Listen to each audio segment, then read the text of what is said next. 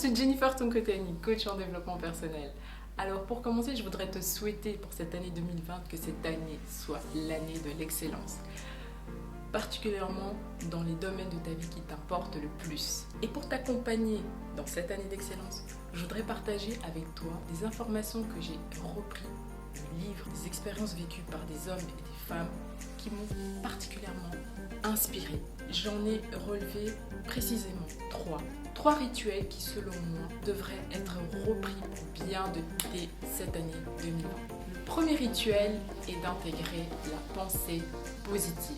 Il y a une étude qui a été faite dans une université en Amérique du Nord par des chercheurs qui ont constaté que adopter la pensée positive a un impact bénéfique sur la santé, particulièrement d'un point de vue physique. En effet, ils ont observé sur des malades qui adoptaient régulièrement la pensée positive que leur tension artérielle s'améliorait par rapport à des personnes qui étaient plus dans le négativisme.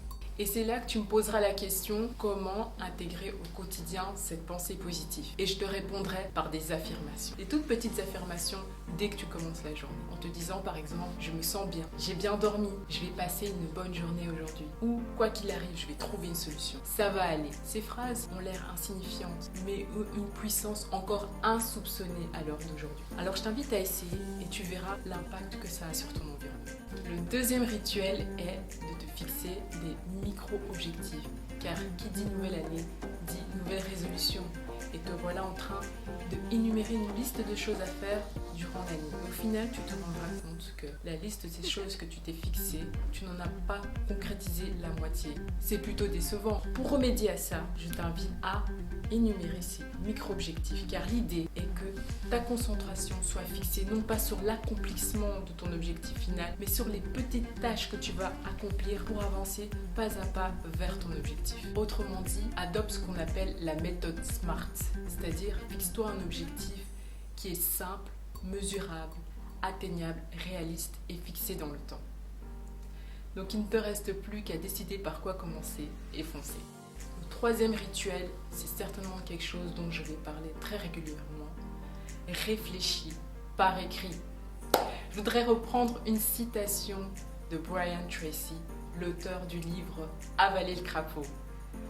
Les amoureux de lecture, je vous invite vraiment à lire ce livre parce que c'est un véritable bijou. Brian Tracy a écrit « On n'aura jamais le temps de tout faire.